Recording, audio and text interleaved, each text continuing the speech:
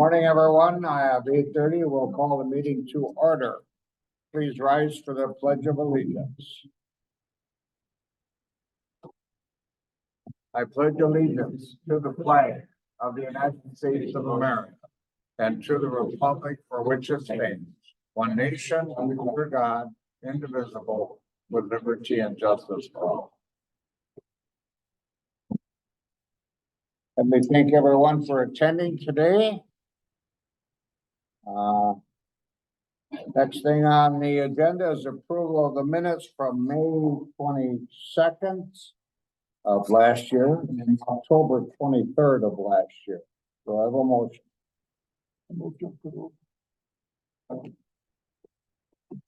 Please note, one of the minutes is from a meeting that was called to order. We did not have a quorum, so therefore it had to be canceled.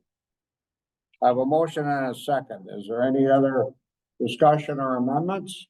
That will be a motion for May 22nd. Okay, I have a motion just for the meeting minutes of May 22nd. And the second correspondent with that? Yeah, Albert. Okay, all in favor of that motion, say aye. Aye. Opposed, hearing none, the motion carries.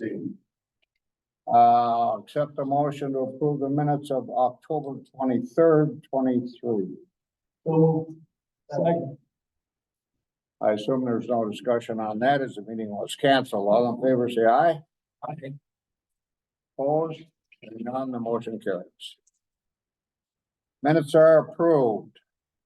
Are there any public comments specific to the agenda today? Mr. Hanson. Yes, sir. Thank you very much. I appreciate your time. Apologies for my voice, a lot of shouting yesterday during some day. It may not be often that I watch board votes in favor of a resolution, but it's especially unanimous. And for that reason that I want to speak first on the Polk County Resolution 27-23, in support of the restitution support program. It's an idea that I would like to see Winnebago County at least talk about. Not sure the resolution is needed, but at least talk about it. And also further inquiry into the price family resolution 1923 also might be worthwhile, especially if it's easing the burden to Winnebago County residents that are visited next in the foreclosure process. Mostly what I want to do is talk about the Kenosha County resolution. That was quite intriguing. Supervisor Harrison recently stated at the Board of Health meeting that unfortunately some trust is lost. And again, this is not pointing any fingers, that is absolutely not going to interfere with what the people do.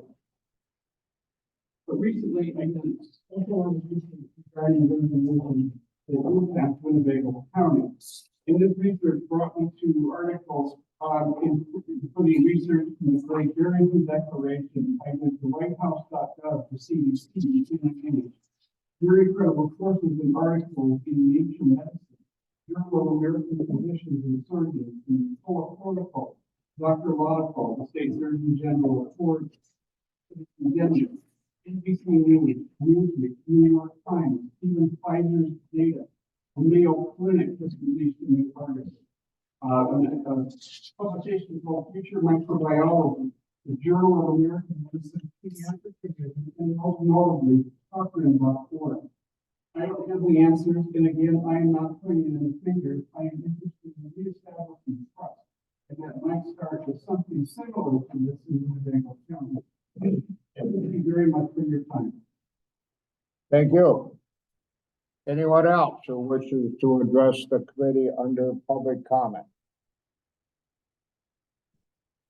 I don't see anyone on the floor. Do we have somebody on Zoom? No. Okay, we will move on to correspondence. Anyone have any correspondence pertinent to the committee? Hearing none, let me announce, today we have Supervisor Nelson with us. He is the chairman pro tem of the Solid Waste Committee. And we have Supervisor Deffering for the Judicial Committee. He is vice chair. Is there anyone else that's sitting in Supervisor White? Randy Buck, okay, facility. Thank you. We will now move to item number 6. Which is the business part of the meeting, actually. That is from Price County Resolution 1923. Request the state of Wisconsin to address concerns of Act 216 relating to distribution of proceeds from the sale of tax delinquent property from the former owner. You were given a packet, handed out this morning. I believe that is from the administration, and that, gives, more direct and detail on the topic itself. So let's see, do I have a motion to get it on the floor? A motion and a second to bring it forward. Discussion. Supervisor Devlin. Okay. Hey, I find it just very unusual that, Price County would have an. This was, Act 16, passed through both, Assembly and Senate with, not a single, objection to it, not a single no vote. This was essentially just, what this was that it was, private equity theft. And, it looks like there was only, I think from what I understood of this issue, that, even if, prior to this act being passed, counties could keep any net proceeds, even after all penalties, interest and selling costs were paid. So this was something where, counties could just basically hold on to that money. And, in this particular case, this was Wisconsin, correcting that problem, correcting that issue. So I, personally, I see that there's no issue with this. I think this was just something that, Wisconsin realized, they have the same problem that, the state of Minnesota has in regards to, that particular case in Hennepin County. And, I'm not seeing any issue with this, and I'd certainly like to know. I see that some of the, stuff that Price County brought forward, but I mean, I still don't see that as an issue either. I mean, if this is, something that's really too laborious, maybe they just handle property tax altogether. That's all I have. Thank you, Supervisor Devlin. Any other comments? I would just add, and I'm sure all of you have read the agenda item report, there is an Assembly Bill 969. It was just introduced not even a week ago. And it is trying to clean up some of these requirements set out in 216 and comply with the United States Supreme Court decision. Supervisor Jeffrey referenced Tyler versus Hennepin County. That is not a Wisconsin Supreme Court decision. That is a United States Supreme Court decision. Essentially, the United States Supreme Court said, if you were delinquent on taxes, and the county takes the property, and let's say you owe the county $40,000, and the county is able to sell the property for $100,000. The county would not be able to pocket the additional $60,000 according to the United States Supreme Court, because that would be an unlawful taking. So I know Representative Johnson, I think we can probably add to the discussion, because apparently a week ago, there was an assembly bill introduced regarding it. Oh, you don't know. Okay. Thank you, Mary Ann. Corp Counsel for Winnebago County. Any other comments or discussion? First of all, I believe the motion was to bring it to the floor. I'll need a motion to approve or deny. That is specific as to whether or not you want to move it to the full county board. Do I have a motion?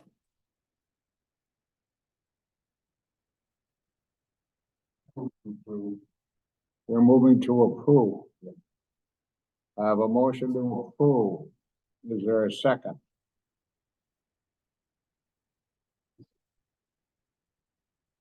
We have a second to the motion to approve. Any further discussion? And your motion is to approve the resolution from Price County, is that correct? And bring it to the board, For me? and bring it to the county board. And bring it to the county board floor, yeah. Any further discussion? Hearing none, all in favor of the motion, say aye. Aye. Opposed? Nay. Nay. The motion fails. And is not adopted by the body. Next thing on the agenda is item number 7. This is a resolution from Polk County. Resolution supporting a restitution court program for Polk County. I think, that deals with the, as I read that, with the border of Minnesota. The one. Okay, this one, let's take it straight up. Do I have a motion to approve or disapprove? Approve. Have a motion to approve. Do I have a second? Discussion. Supervisor Different. Yeah, so, obviously this, is certainly an issue for both counties because they're on the border. And so they, often run into that issue where they have someone that lives, in the state next door and, commit offense in the state of Wisconsin. For restitution courts, and this is just something that I'm tossing out here. Really, this is, kind of spitball here, but I mean, we do have a organization in Winnebago County that might be able to take over that role, and that's the Winnebago Conflict Resolution Center. And they work in mediation. This might be something that's, right up their alley. And they do receive some funds from the county. I believe they receive about 60 to 70,000 a year, and from the county, because of their specific roles in regards to mediation. And this might be something that's perfect for them because that's exactly what they do. Again, this is just me spitballing here, but I think that this might be something that we could look into. Further discussion. The motion was to approve, am I correct? Was the motion to approve? Right. Okay, with a second.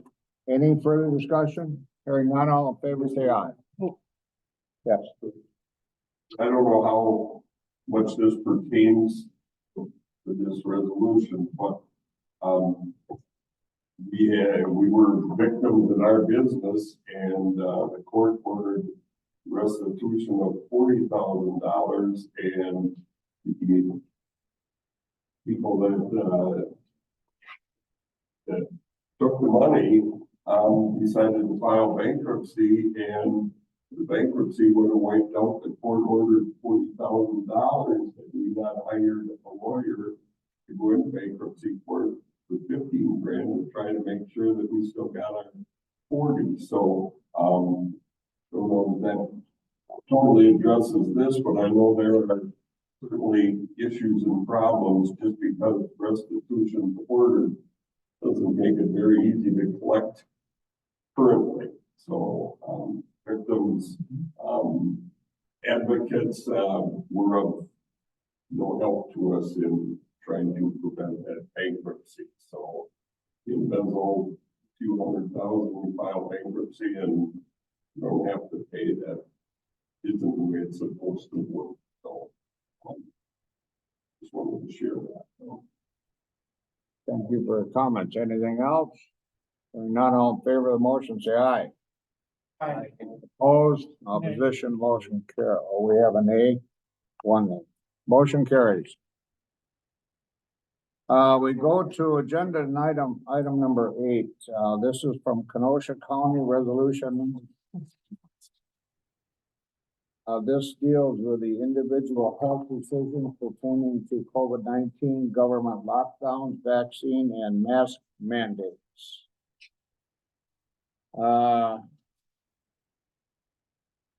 What's your pleasure? You want to bring it to the floor for discussion, or because it's going to be a little more in depth, or do I have a motion to approve or deny? What's the pleasure? I have a motion to approve. Do I have a second? A motion and a second. Discussion.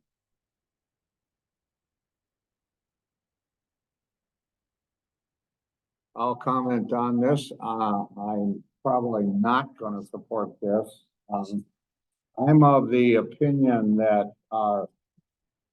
and have always been, of course, we have the controversy during COVID. We had the controversy when our county board was addressing the county board health ordinance of this county. I might be on the wrong side of the fence, but I'm of the opinion our medical professionals knew what they're doing. And I have supported them in the past. I think there's some extremes to that, such as lockdown. But in regard to vaccines and other things, I certainly trust my doctors and the medical profession within this county, this state, and this country. So the motion is to approve. I will not be opposed. Yes. Any further discussion? If not, we'll call the vote. All in favor of the vote, say aye. Aye. Opposed, there's one nay. Oh, several nays. You want me to do roll call? Yes, call the roll, please. David or Albrecht? Oh, sorry, Albrecht. Bender. Wise. Cox. Aye. Oh, no. Fari. Nay. Dameron's not here. Gustafson. Harrison. Hintz. Keller. Aye. Lautenschlager. Nay. Nelson. Nay. Powers ain't here. Skillinger's not here. Schneider. Nay. And Dufferding. Aye.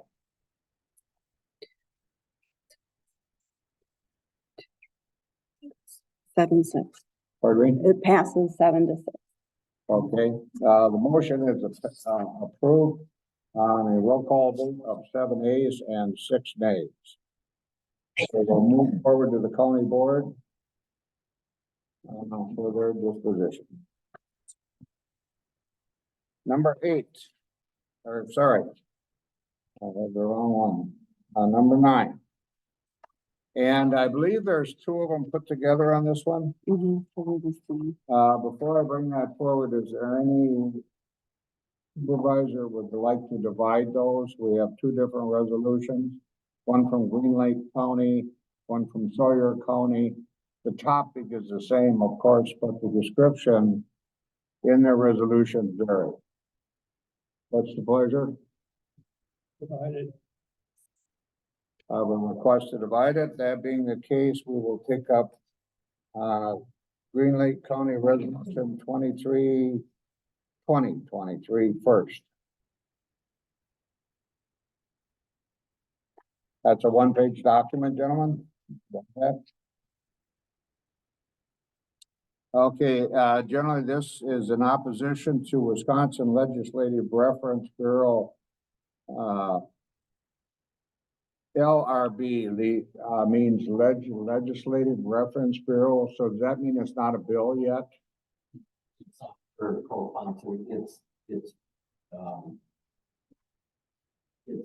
A pending. That'd be a correct term. Okay. This is a pending bill, in reference to wake surfing and wakeboarding.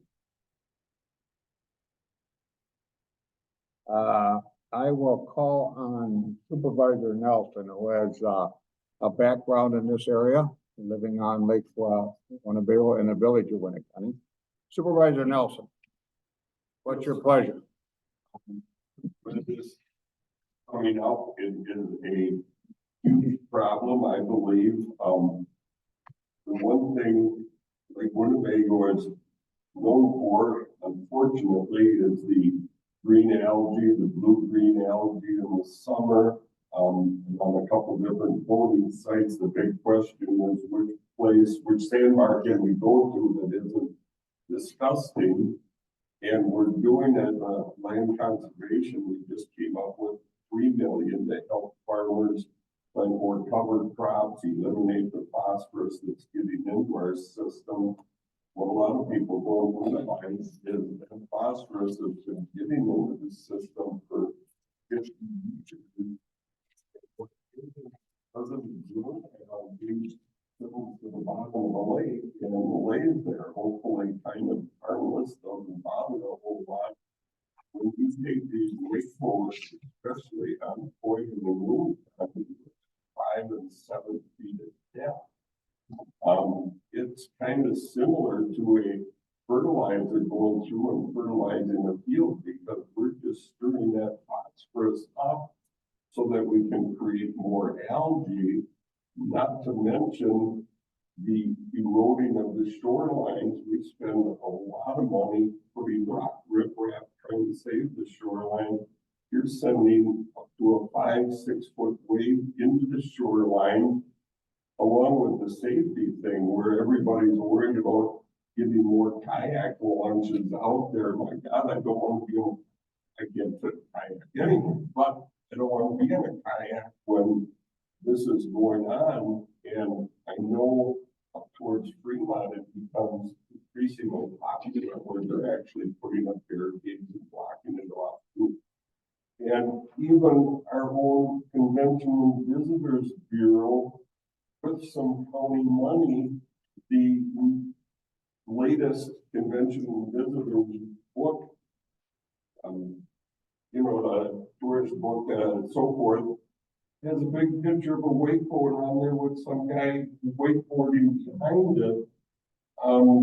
The argument is maybe it's okay in the middle of Winnebago because it's deeper, but it ain't cool to be wakeboarding behind some board in the middle of the lake where people can't see how cool they are. So I just gotta believe the shoreline is huge. I don't know what the answer is. I believe, if I understand it, the state has some legislation going forward, and I think the counties are concerned that it's not enough to protect their counties. And I just think it's a huge problem, and the regulation has to, at the very least, protect the Winnebago system, hopefully protect all of the small systems that are the most vulnerable. Supervisor Nelson, if I might, based on your knowledge, could you describe the boat we're talking about? Perhaps the cost, a little detail on the boat itself. Well, and anybody can correct me, I don't have 200,000 to own one of them, but the problem is the boats have a very large capacity tank in them. When they get them into the water, they fill the tank up with water. That makes the boat very heavy. It is similar to big snowplow going forward, and that creates a weight large enough that people can take their surfboard and literally surf behind the lake. Along with the problem, my understanding is the boats don't completely drain all the way out. So you're filling this compartment full of water from Lake Winnebago, if you will, and then you may be in Michigan or you may be in Lake or wherever. And when you refill it and empty it again, so the potential is also there for spreading the invasive species along with. Thank you, Supervisor Nelson, for your expertise and your comments. Anyone else wish to speak to this? Supervisor Deborah. Yeah, just a question, Supervisor Nelson. Has any of the bills, sponsors or authors reached out to Winnebago County at all during the process? I'm aware.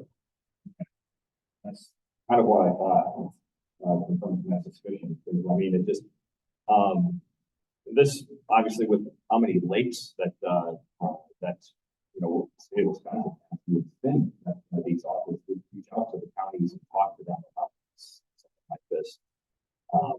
Without any communication from the counties first, this doesn't really seem like a ground up type of legislation. This just seems like it's more of a top down approach.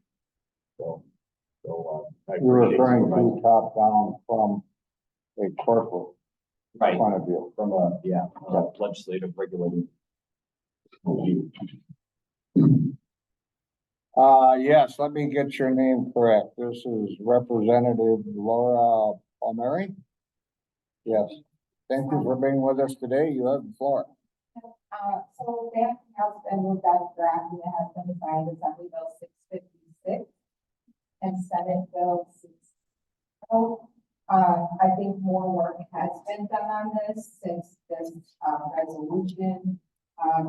This resolution states that it would apply the same to all county waters regardless of size and circumstances.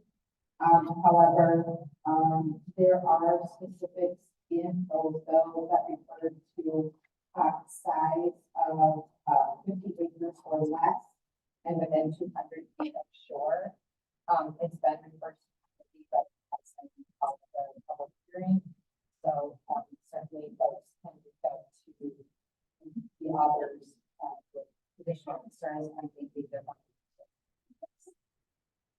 Based on your comments, and I assume a resolution from Winnebago County would be quite timely. Any other discussion? I believe the motion was to approve. I'm sorry. Executive John Dale, how are you? Thank you, Chair. Thank you for the opportunity to speak. Yeah, this bill has moved a little bit. I just want to extend a recommendation. Our recommendation was to, for this to our land and water department, so we can, look at a little bit more chat aspect, not to do this morning. But there are absolutely some implications here that don't really pertain to Winnebago County. And I'm Supervisor definitely, and it seems like it's for us, to go forward up north, as size well. We have some unique things here in Winnebago County. We have some very large lakes that are very shallow, that aren't exactly addressed with this bill. Maybe some of these, things would be good for, main Lake Winnebago, but not so much for Lake William or Lake Winnebago. So we haven't had a lot of time to do, in-depth analysis. This report is the best that we could get you. But we'd like, Director Casper and the Land and Water Department to take a look at this to figure out some more data points specific to Winnebago County. Because I think that the Supervisor Nelson, it's not so much the lake, it's the lake faults, that take on this water and create these giant waves. Is not necessarily, a good thing for Lake Hoyt and Lake Winnebago, but conservation efforts. That being said, maybe in the middle of Lake Winnebago, 200 feet off the shore, it might not be as bad. Debatable, I don't know. That's why the recommendation was to give this to Land and Water Chad Casper for us to get some more data points specific to Winnebago water needs. Thank you for your comments. The motion on the floor is to approve, I believe, correct?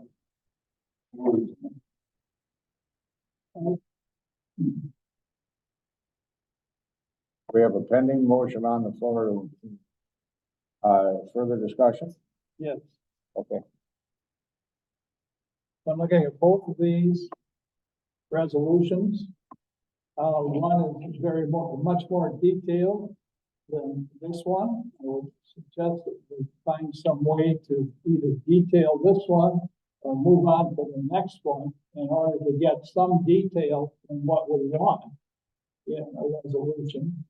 And pass that and bring it forward to the board. Detail on the next one that comes up gives a distance from shoreline and a depth. And we have a varying depth in all of our lakes and the river. All of our bodies of water have a depth much different from the one that's adjacent to it. Every time you start building up a weight, you face that kind of a problem. And do you want it in close to the shore where it messes around with all of the kayakers and all of the boats that have been, docked? Or do you want them out in the middle? Do you want them out there where the fishermen are fishing? Or do you want them, there's gotta be some more teeth in the resolution. In other words, more depth to the resolution as to what we want to do with it without just approving something in front of us. And this one from Green Lake County really has very little, very little in it that defines where you can do your wakeboarding and do the wakeboarding, so I would suggest we move on to the next one. Supervisor Schneider. Yes, thank you, Mr. Chairman. I think it would be prudent that if the original person who made the motion would pull that motion, we substitute it with to refer to land, Winnebago County Land and Water with a resolution brought forth at our next legislative meeting. Which is 3 months away. And I believe you indicated this is a pending bill in committee. And when does the legislature in session again? Again, February 15th. So if it hasn't had. Probably not gonna be taken up. Valid point. Tom is addressing the motion on the floor brought forward by Supervisor Nelson, I believe. What's your pleasure?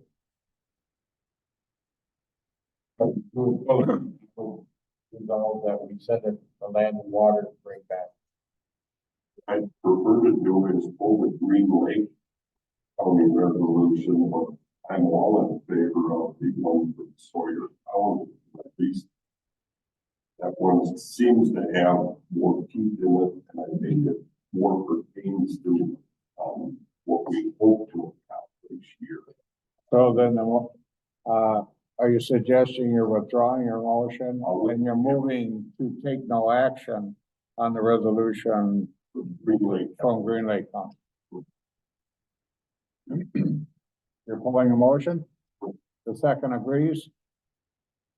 Your motion now would be? Make the motion that we would advance the resolution from Sawyer County. No, we're not on that yet. You need to address the resolution from Green Lake County. Are you requesting that we take no action on that by motion? Be my request. Is there a second to that? Any further discussion on the motion to take no action on the resolution from Green Lake County? Hearing none, all in favor, say aye. Aye. Opposed, no opposition, the motion carries. Before the, committee currently at this time is a resolution from Sawyer County. Do I have a motion to, approve or disapprove that motion, or do you want to refer it? A motion to approve. Do I have a second? Discussion.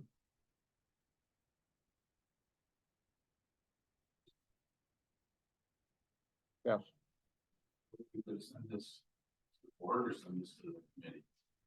The motion right now would be to approve. If that's the case, you're sending it to the board. I'll need a separate motion to refer to committee. I have a motion to approve and a second. That would send it to the full county board. Was that the intent of the motion?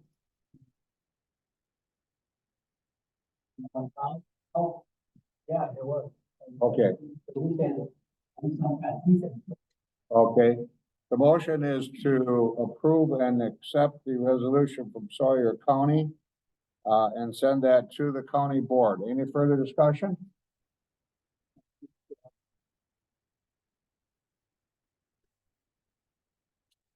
The motion or the thought to refer it.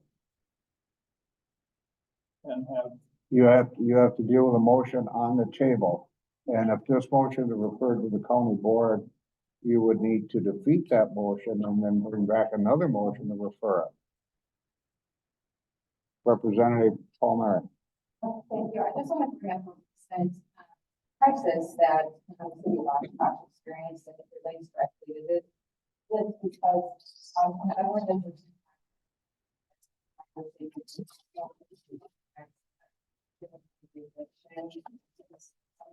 It's filled up. And, our water intake for our drinking water, I had to have some really significant, like, millions of dollars, for cleaning out sediment that had filled this 5-foot intake about halfway up. And so, that there are a number of communities whose drinking water intake pipes also would be potentially impacted. So I just share that because that was very recent and very costly and impacts. Thank you for your comments. Any further discussion on the motion to approve and refer it to the county board? Yes. I just think we should vote down sending this to the board. I think we should send the board 1 times to that part. They're the experts on this, and we aren't as a county board. Yeah. I think their input is what we're going forward. Look over this and see what this county thinks and say, what these things work for us, these things don't. Here's what will actually will work for us. I think we need that input, so I will not disagree. Thank you. Supervisor Nelson. Time at the, water meeting to provide some.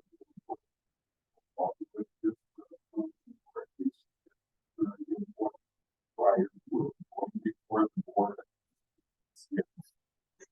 1, 2 months, 3 months. Well, have the full county board look at it, and I think we can certainly check with Chad and get some input from the land and water to go along with this report. Sure.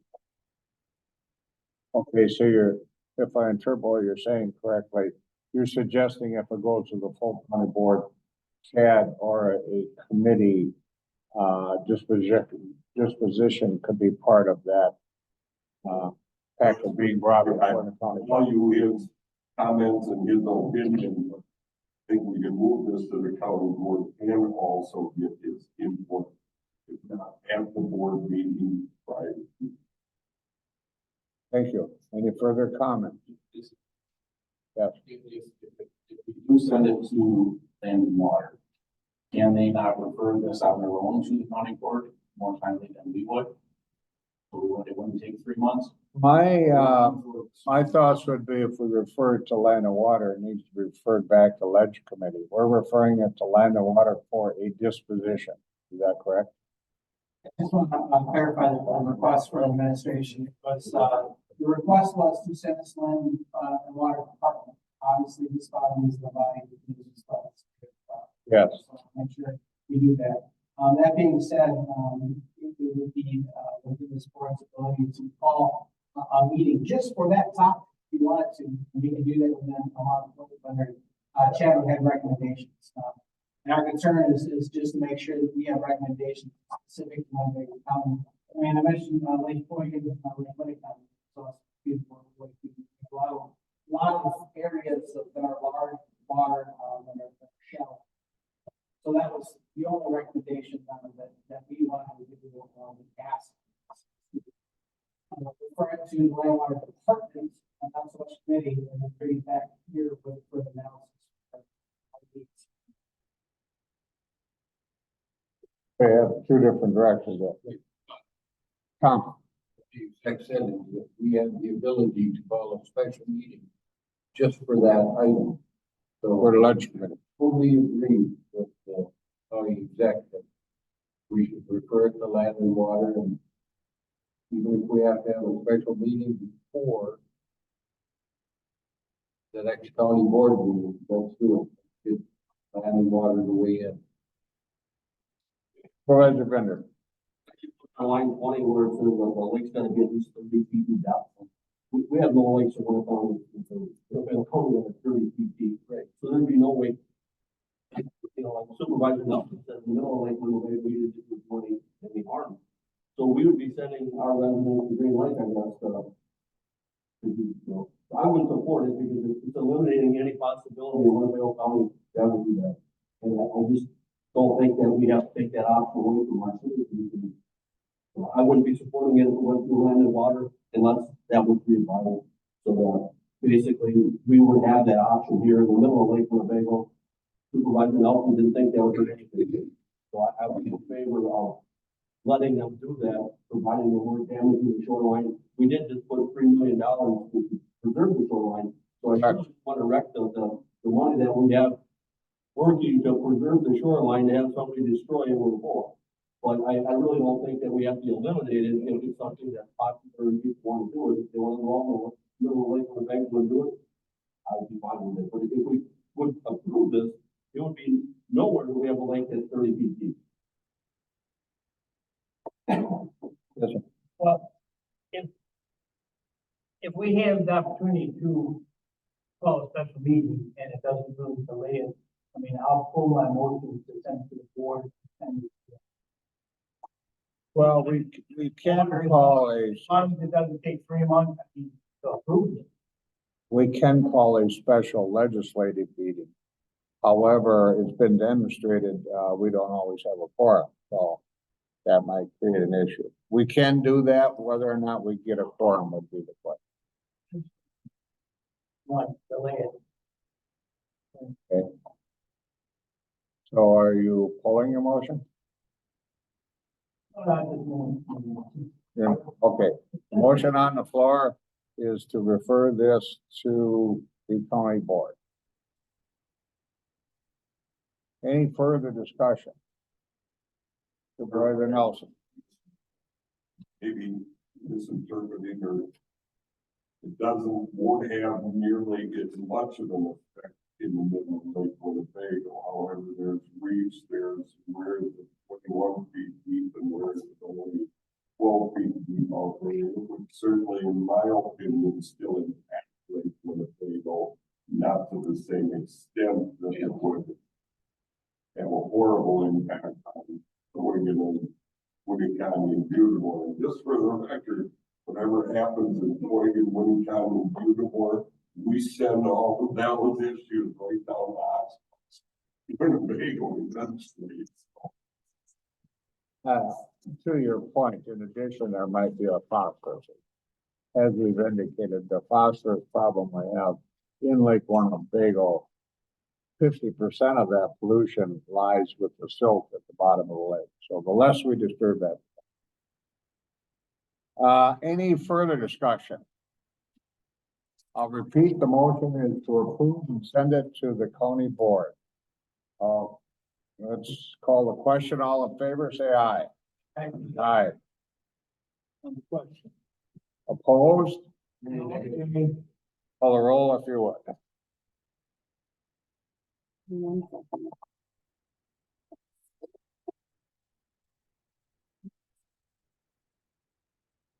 All right, Albrecht. Binder. Wise. Cox. Fari. To send to the county board, A. Gustafson. Harrison. Ince. Keller. Lautenschlager. Nelson. Snyder. And Dufferding. Nay. Okay, that, Fails. 3 to 10. okay, that motion is lost. Do I have a separate motion in regard to the disposition of this resolution? Supervisor Schneider. Well, not supervisor, you're actually chairman of veterans. Citizen. Thank you. Mr. Schneider, sir. Would like to move to approve, to refer this to Land and Water, maybe for their approval or feeling. disposition. We have a motion to refer to committee. Do I have a second? Any further discussion on the motion? Not all in favor, say aye. Opposed, hearing none, the motion carries. It is referred to the LCC Committee of Winnebago County. I think we're almost out of agenda items here in regard to us. Number 10, discuss proposed state and federal legislation from legislative committee members. It's an open floor. Somebody got something they wanna draft up a resolution or pass it along to our state representative? Hearing none. We will move to agenda item 11. And that is an update from our county executive. Thank you, John, for being with us today. We do appreciate that. Not a lot to report, for me today. We're really excited, for planning to get, started this week. Really excited about that. The other update that I have is, our agenda prep software. The trials are going really well, and I was able to do the full agenda based on the software. We really like the features, allow a lot of this data to get to us, faster, so we can give you a more in-depth analysis, things to make. So far, it's not a lot of bugs. We're finding it. So we're really excited to actually, some of the efficiency.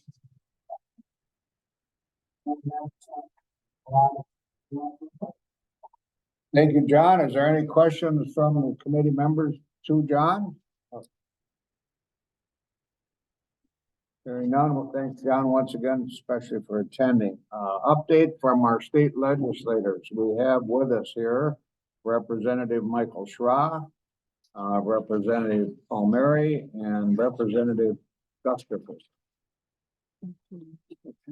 Pardon me? Two more individuals. Yeah, they're state, that's it. We'll get you in a minute, gentlemen, and I need to remember your name, so please help me with that. Is there, Representative Schra? We always like to start with you. Is that okay with you, sir? No, that's fine. Good. So we're meeting down the legislative session, as I had said, I think the goal actually is to have, 5 more.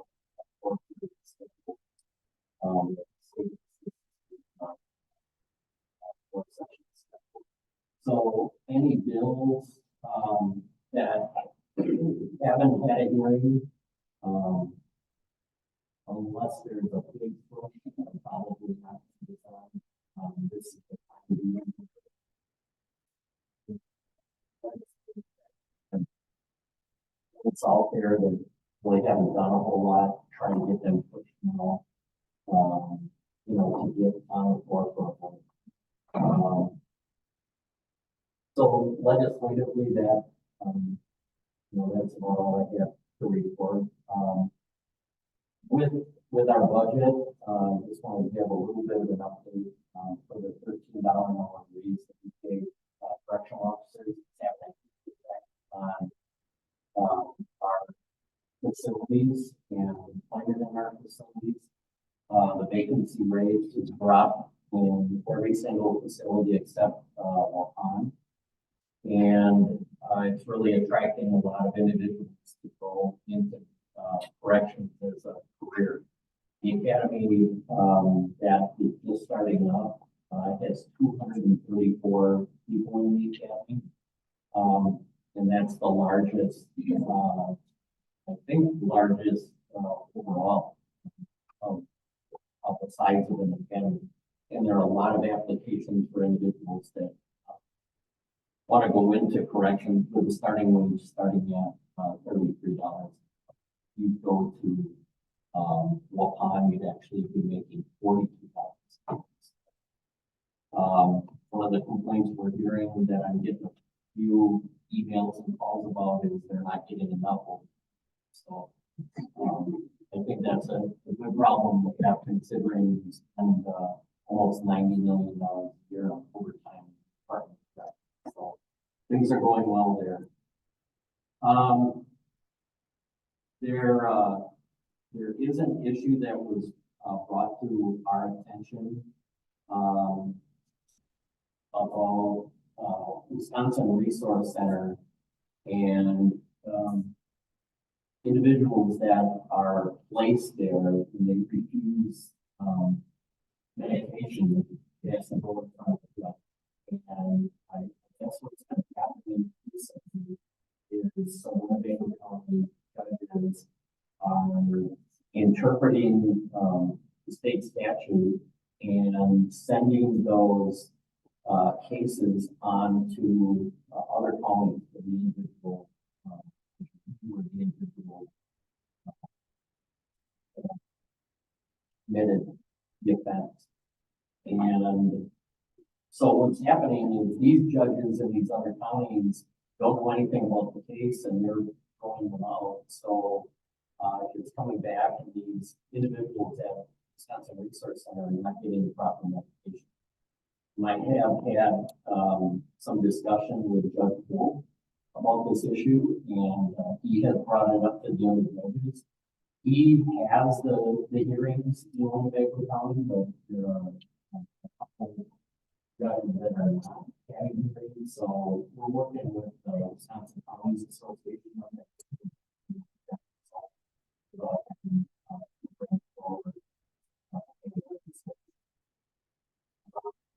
One of the big things that we're dealing with right now that's in the news is the districting that's taking place and the new maps. Our state constitution says that the legislature is supposed to draw maps. And when last April, when the Supreme Court race took place and the political aspect of the Supreme Court changed, they are taking upon themselves, after only 2 years of actually only being on our new maps 1 year, are taking upon themselves to redraw maps, saying that the old maps were gerrymandered. So there are, I believe, 6 maps, and it is being argued in front of the state Supreme Court. The maps change our district significantly. And funny thing is the comments about maps currently being gerrymandered.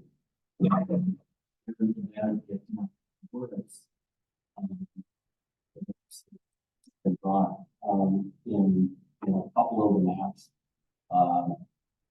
Representative Gustafson and I am the 53rd, he's the 55th, and it totally switches our districts around where I would use, for an example, Waupun and North Fond du Lac and Rosendale, anything in Fond du Lac, Dodge County. And my district turns into the 55th and we move Representative Gustafson in by what, block. So it technically would pair us together for the 55th district, which we would have to fight against each other and find if we both wanted to stay in the so there's a lot of concern. Don't know where we're going to end up with maps. I know Representative Palmer, we Monday, I did really look at this. She said the maps change certain. Those maps be effective about him, so. Well, so I believe by March 15th, it'll be back again, and my gut feeling is that there's going to be an additional map that kind of comes out of the 6 that have been proposed. So none of us really know where our districts are going to be, but it has to be done before April 15th, because that's when we actually start collecting signatures to get on the fall ballot. So a lot is going to be happening, in the next month or so regarding that. And some of us may be here, some of us may not be here. So that's the big thing really that's taking place that concern, I think, for everybody. in this. So, I agree. Motion for Representative Shaw. Representative Palmer. Just to kind of, I guess, clarify a little more too, one of the main points that was making, we have some districts that are not contiguous, for example, the big board, start with them and try, like, cross over each other, like the Swiss cheese kind of thing. Yeah, there are, seven that were submitted, and some of those, the report would actually be divided north and south by Fox River. Maybe not necessarily the greatest outcome. Some of them, do and not make it contiguous and compact. But maybe it ends up in a percentage district, so quite a variety. And yeah, we'll stay tuned until, I guess, March 15th is the desired date, but we have to do.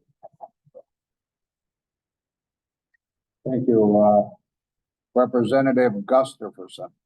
Am I pronouncing that correctly? I do have trouble with that. I apologize. Want to kind of build off of Representative Paul Mary's comments too about the Swiss cheese. A lot of times what we've seen is there's a precedent that has been set up with from form that there's municipal islands. So a great example would be, you look at the northern part of the town, you look at Fox Crossing. The town of Nashville incorporated into the village of Fox Crossing. There are these islands within the city of Nashville. And so what they've been saying, the court, is that these islands are not constitutional because they're not contiguous to districts. Made whatever it is.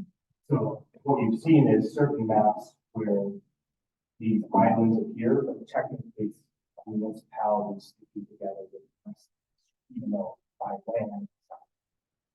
Again, does the political sphere, things that have happened with the Supreme Court case, of some of the justices that voted only a couple of years ago. Different, and then one thing that majority vote the other way, and like all things that vote.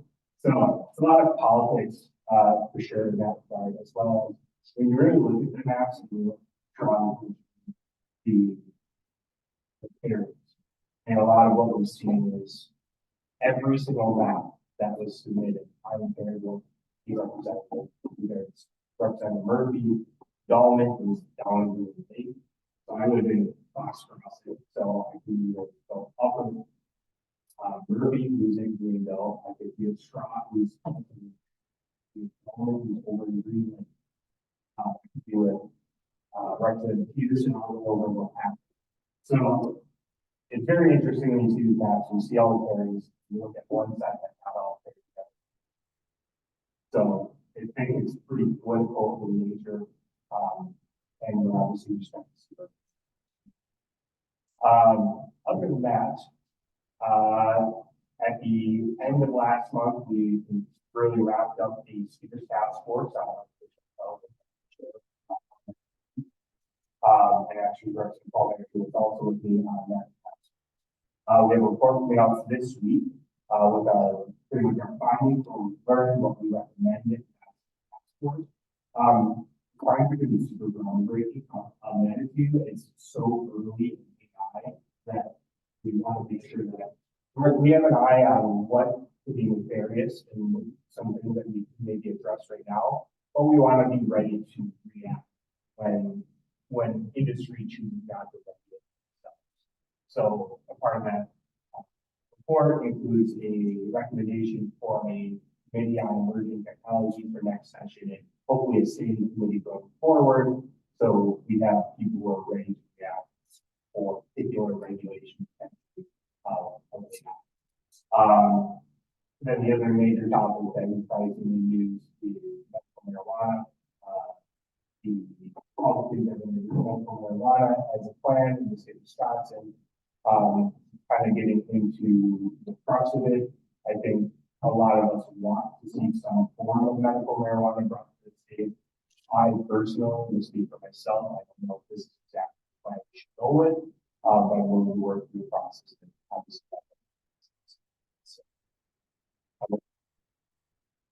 Thank you, Nate. Are there any Supervisor Dufresne?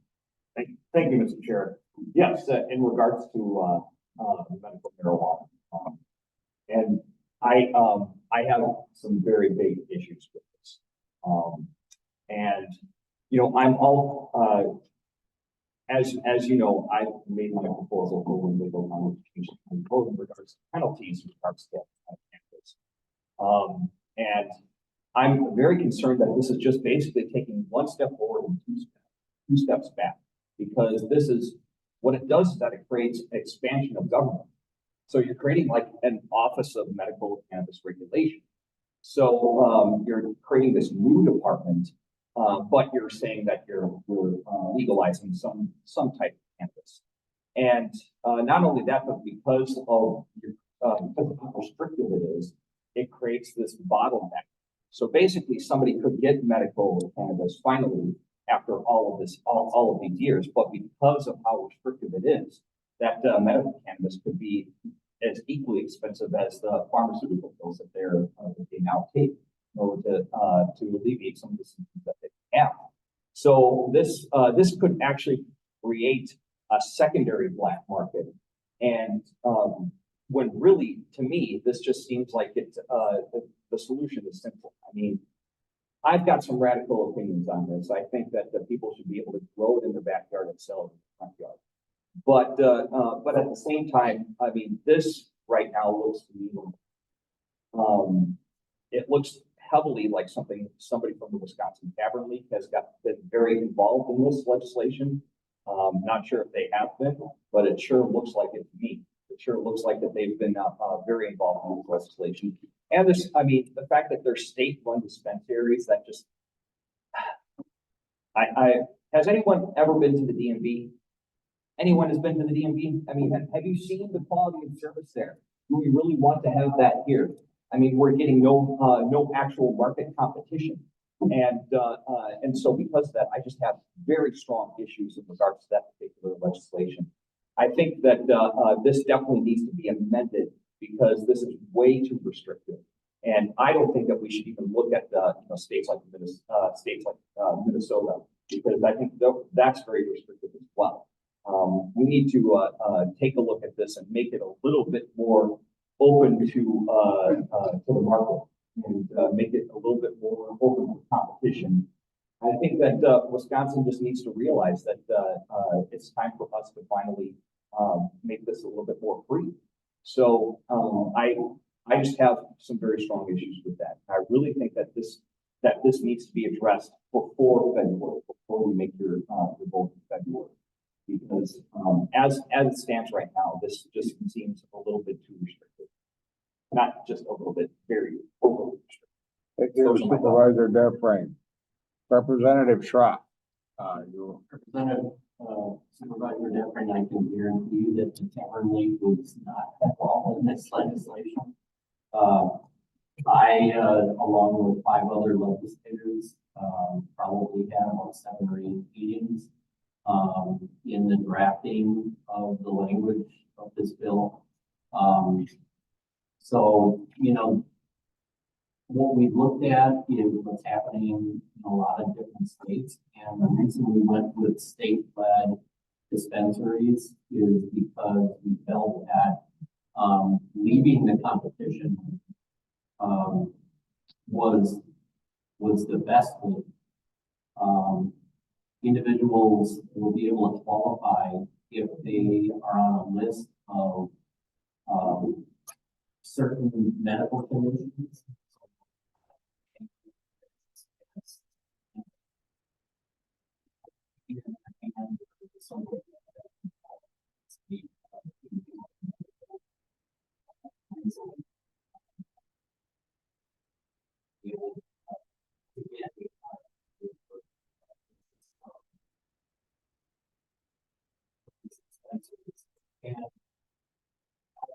this. I have to actually say, compared to 10, 15, 20 years ago, the DMV has gotten a lot better. But there are gonna be awful lot less, individuals that are going to be applying and getting a medical marijuana card and actually going to the dispensaries. I believe there's gonna be 5 dispensaries located throughout the state. And so if you're in the northern part of the state, there'll be one up here. You have to come to Milwaukee, to purchase your medical marijuana. So I believe it's a good bill. It's a start and, you know, it's something that people have been asking for and, as, you know, and I know there are negative consequences that a lot of people are concerned about. There is no smoking, of this medical marijuana, so it being gummy form, some other form. So well, that's my 2 cents. Thank you. Nate? I would have not tried. Personally, we have had these conversations. That I shared many, if not all of these. With that being said, the same thing we're still doing. I told you that. But currently, as I said, this is step one, looking at the whole picture. Just to see what.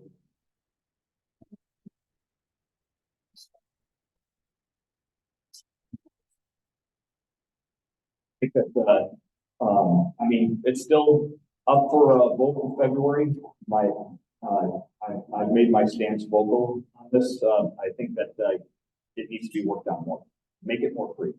I don't want to create a secondary black market. I think it's, I think it should be a little bit more, a lot less restrictive. Those are my thoughts.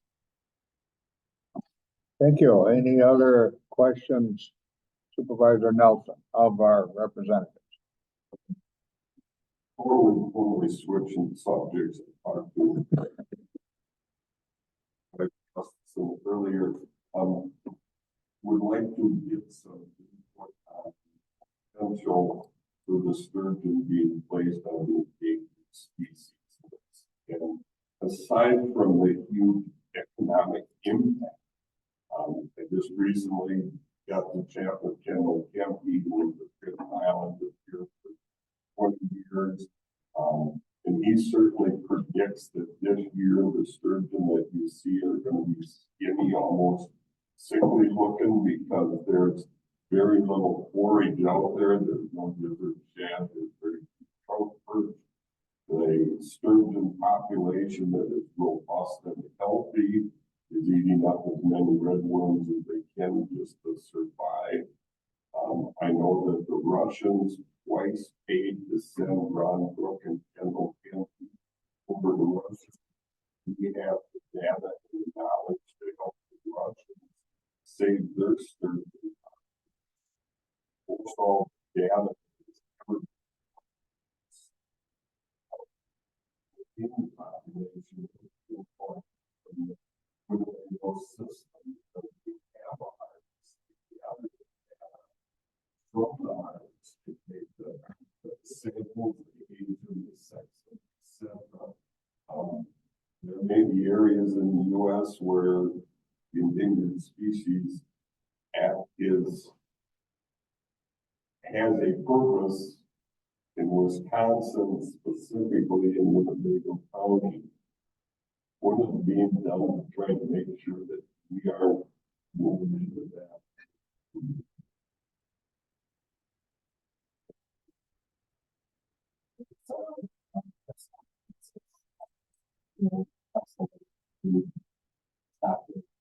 And then, tonight, you know, a lot of us, like, maybe just want to go at 7 o'clock.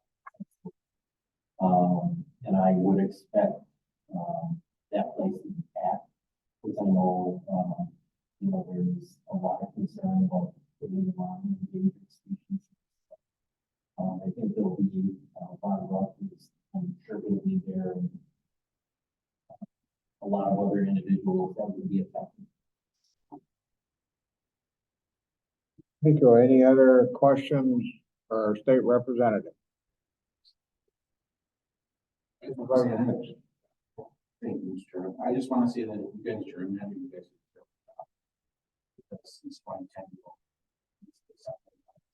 So. Why not?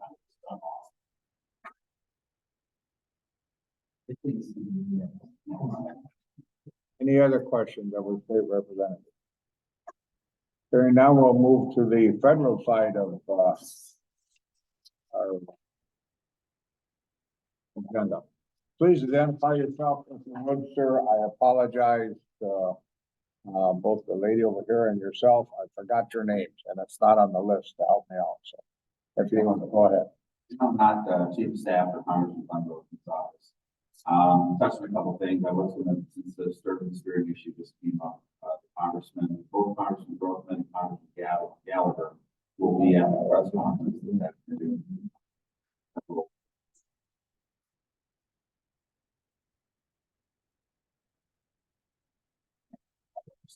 Obviously, the you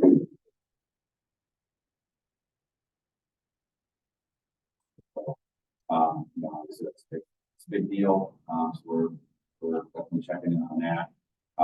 Beginning of this month, Congressman Grothman joined Speaker Johnson, this past Texas, take a look at border crisis, up close and personal. Again, the Congressman has been focused on this issue, you know, really since he got elected, and it's never been as bad as it is now. We were told, or he was told, that there was over 300,000 illegal immigrants that crossed in December, which is an all-time record. And some of those numbers end up being estimates, because those are, you know, they have a certain amount of folks that go right up to border patrol and say here, and they know they get processed and let in, and then there are others, 70,000 who avoid the border patrol, and those are the folks that are really a lot of the negative consequences come out of this. One of the things that I like to emphasize when I talk about illegal immigration is I think people think that it's all people from Mexico or South America that are coming up. In December alone, at the border crossing Congressman visited, there were people from 61 different countries. So if you think of a country or in the world, they are often paying with drug cartels a fee to smuggle them through the desert. Congress has passed the Secure the Border Act as a framework for what, or excuse me, the House has passed the Secure the Border Act. Some negotiations on that, but as of now, remains a stalemate. We've got the budget situation. Just this last Friday, passed. They split the budget funding up into two different pieces. I think the next deadline is in February. If they can't come to agreement, it will be a partial government shutdown. Congressman does not think that would be helpful. Obviously, we have an that's problem to get control, but the shutdown is not fix it. Also in December, he introduced the Bureau of Prisons Direct Hire Authority Act, bipartisan legislation that would give, that will hopefully shorten up the process. Reverend Sherrod mentioned the shorter prison guards at the state level. There definitely is one at the federal level. Well, I attended the briefing at Oxford in December, and I think there are 25 are short. They should be, and even if they had, I think, candidates, the amount of time it takes from finding candidates to hire very long. So this legislation has a lot of bipartisan support, including us, the board with it as well. As far as redistricting too, I will mention right now that somehow we've not been involved in that congressional level. There was a lawsuit filed to bring us in by a couple things I would point out. The congressional map is again on the first state court. Congressional map is based off of by senior Democrats, senior Republicans.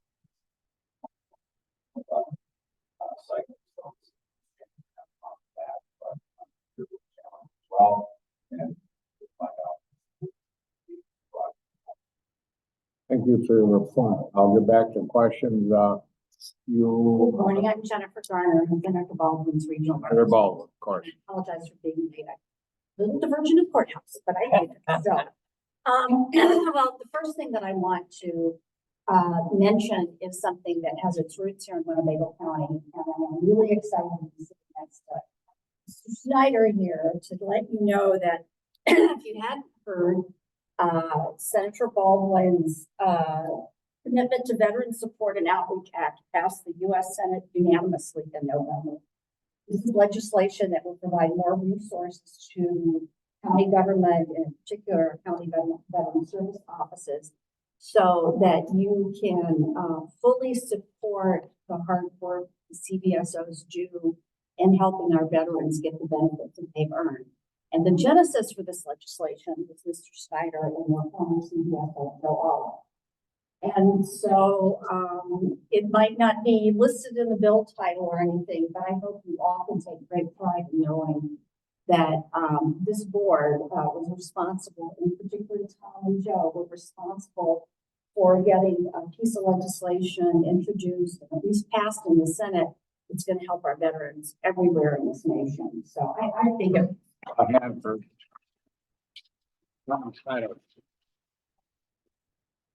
Retired county supervisor. Retired county supervisor. He's still the man as far as this. He is. So, you know, stay tuned. We hope that we'll see that pass in the House and we'll see it go to some president's desk for signing. So the other thing I wanted to mention, kind of building upon the topic that my colleague Al addressed, was the difficulties that we're seeing at the border with regards to illegal immigration.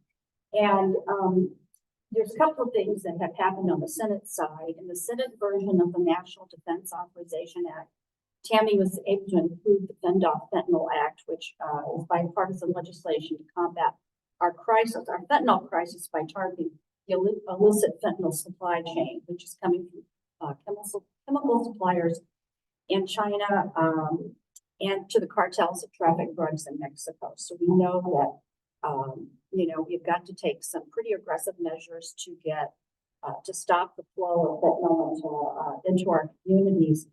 And there was a piece of legislation that she introduced last Tuesday, January 16th, called the Stop Fentanyl at the Border Act.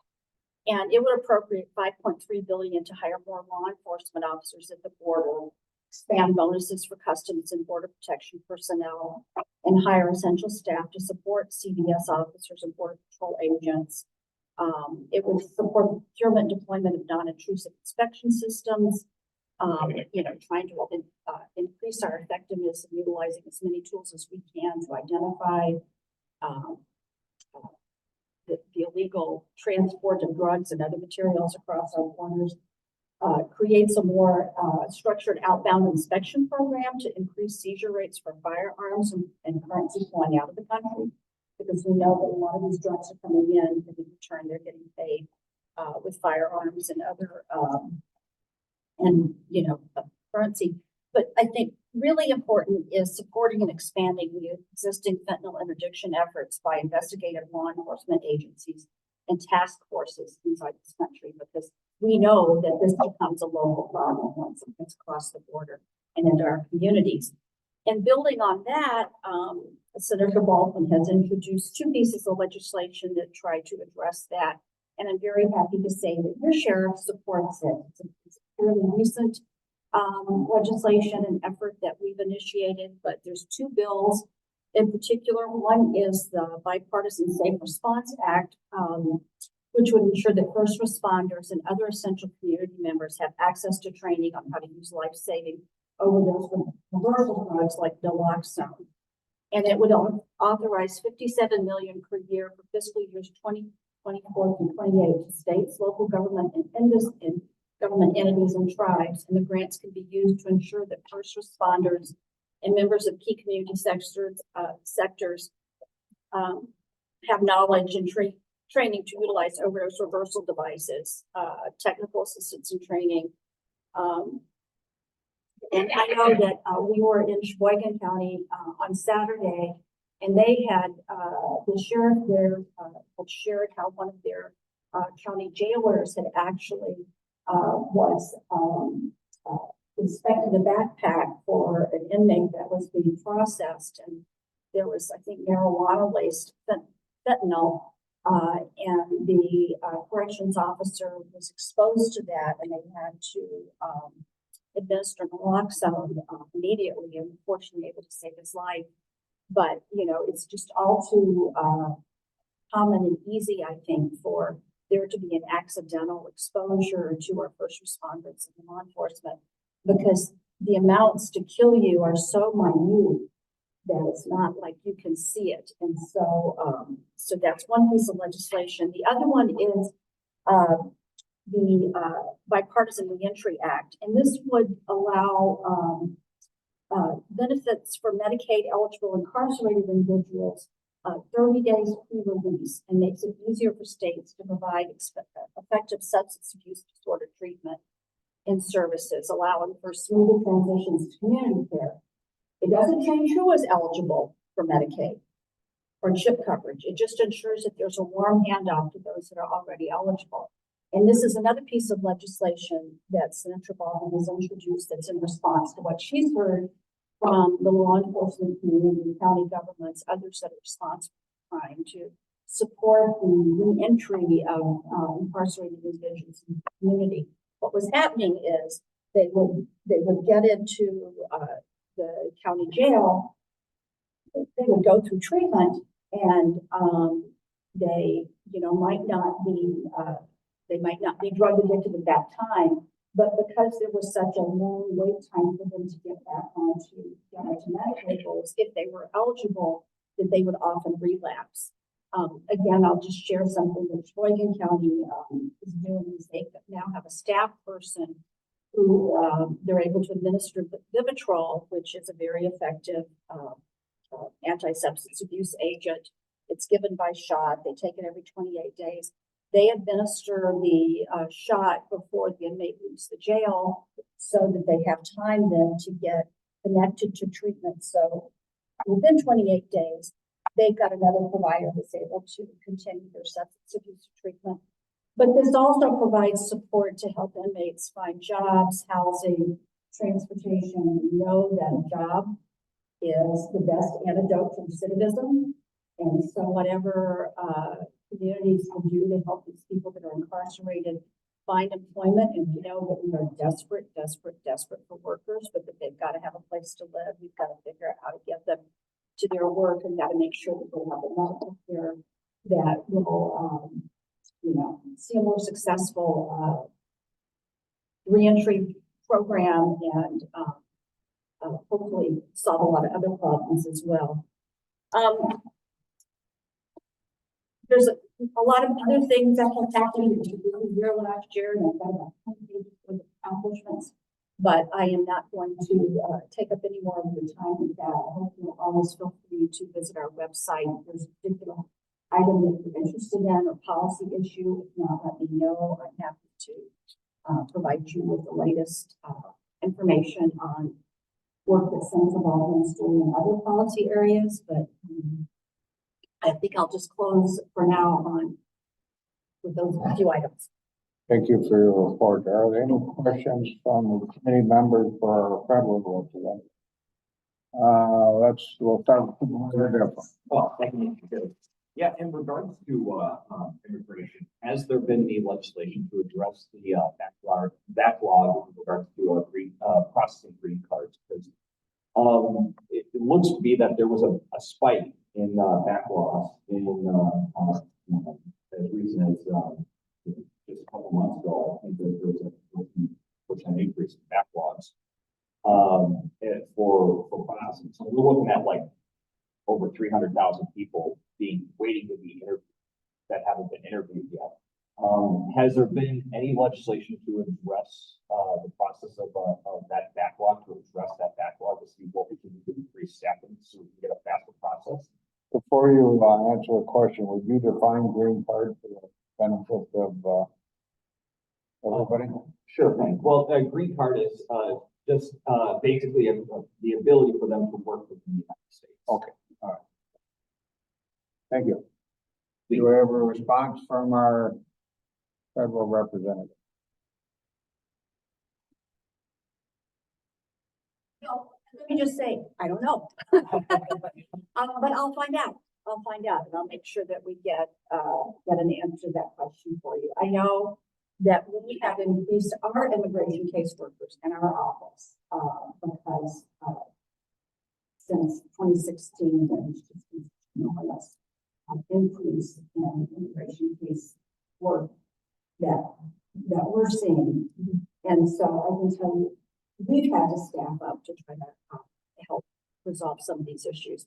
And I think it's important to note too, and one of the things I will say that I learned as I was trying to answer a question from someone a year or so ago, is that we're not only dealing with immigrants, but we're also dealing with refugees.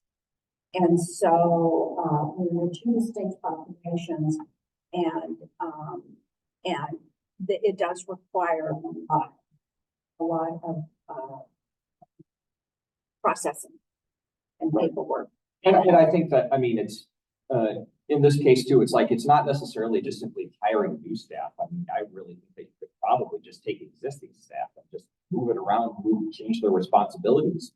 And, that's, I mean, even as something as, like even using the National Guard to do something like this. I mean, I think that, this is probably something where you don't even need to say, well, we need to have the funding for it. I think the funding is there. It's just a matter of just, shifting out responsibilities and to see what we can do to really hone in on that. So, I think that there's a lot of shared responsibility in how we address the problem. Of course, Congress is there to set the policy and provide the funding. Administration is the one that has to administer the programs, and so I don't know that we could answer, a question about what is staff doing if it's some other staff we moved around. But we can certainly look at the policy aspects of that and see, we're at least on the Senate side, exactly. Yeah, I just think that, to address illegal immigration, just make legal immigration easier. That removes the incentive right there. At least one incentive, not the deal. Thank you, Supervisor Deference. Your question and the answer, Supervisor Nelson. The county here, the rescue boats, airboats that are kind of required on Fort Wayne County up in the Hampton. The boat in the Hampton is broke down and we've seen the boat in Wayne County gets up the age where they're not even training with it this year because they don't want anything to happen. But my understanding is that Senator Baldwin put it in the budget that because Coast Guard waters, whatever, that we're being led to believe that the 3 new airboats are in the bag. And I just would, nothing's 100%, and I wanted to just speak that we don't want to wait and hope they're coming and then 6 months, a year from now, realize that isn't happening. Your sheriff has been great about staying in touch with our office about those folks. So I want to let you know that nobody is sleeping on it. That's for sure. The funding for that was in the package. Was supposed to be in the package that was passed last Friday, and that tranche of appropriations that expired on January 19th, and that were passed, at the last minute last week.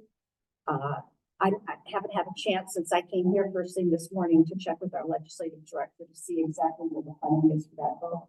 But it was our understanding funding for those 3 votes will be in that tranche of appropriations. Now, what I can't answer is I don't know where that tranche of appropriation sits with regards to the House. So, but I know that we have included it.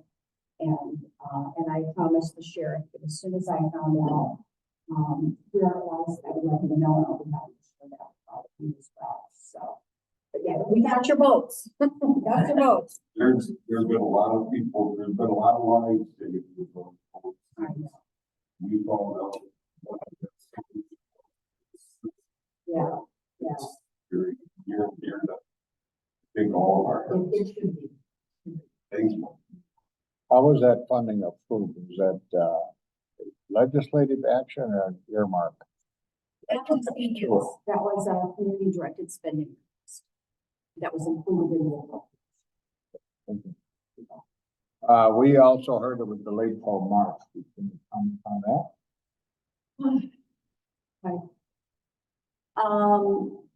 I assume that refers to the house picking it up. Appropriation bills, one that expired in January, and I think the other one, I can't remember if it expires in February or March, but I think the votes were in this first tranche. That was included, Which was approved in the Senate. Yeah. Okay, so now it goes to the House. well, I think so. I mean, you know what, Al is much better at process issues than I am in terms of. Yeah, the house passed a similar version to what the Senate did, and, you know, because otherwise we're looking at government shutdown. So, so they did, but the specifics of whether that, you know,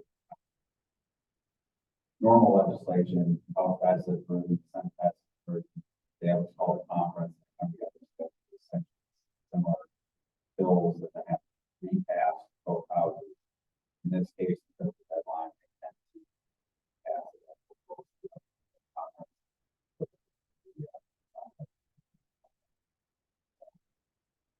It's substantially similar to that, you know.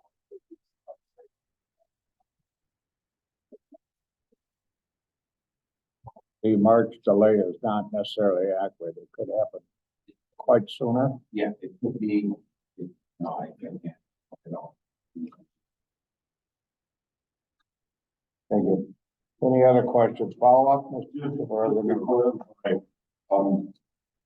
we're pretty much covered for this year. I mean, we're into this year, so forth. My concern, at least from our standpoint in Wayne County Point, is that, we wanna make sure we still have ARPA money, and the ARPA money be very fast. Well, we don't wanna spend all the ARPA money and then find out the airports aren't gonna happen and then try to figure out how to fund. So, we're hoping to have something new by next January. We just kind of want to know what's going to happen before the piggy bank, and then Right. We'll be starting to work on next year's budget before you know it. Okay, well, certainly do my best to get back to you as soon as I can. Yes, sir.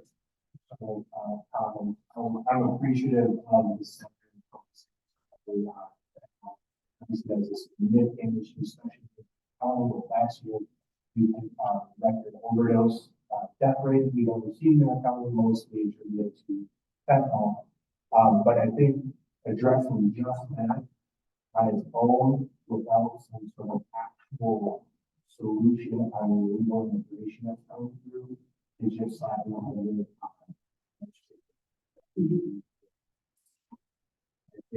You see, I mean, actually, supervisor, well, there's a spike in the green card process. I mean, that's going to alleviate some of the process. People who have gone through the process, who are able to come here, they should be here. They've done what they're supposed to do.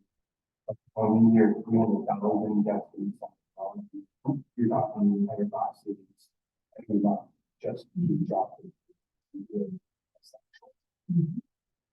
So.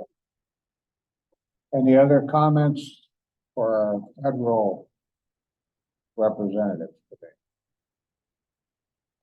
Hearing none, we will move on to, I believe, number 14. Topics to be discussed at the next legislative committee meeting. I might suggest, obviously, we're going to get a resolution from other counties.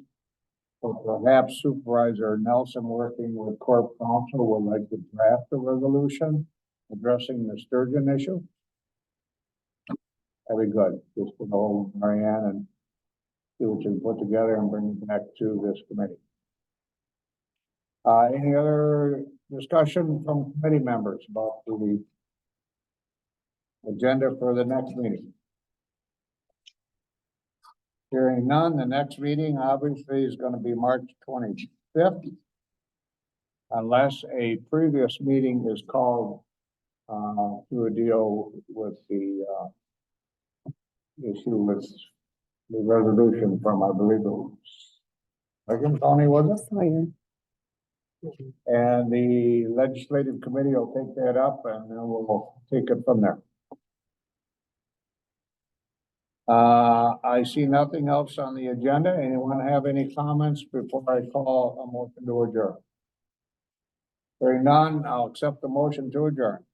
Have a motion and a second. All in favor, say aye. Opposed, hearing none, we are adjourned. Thank you very much for your attendance today.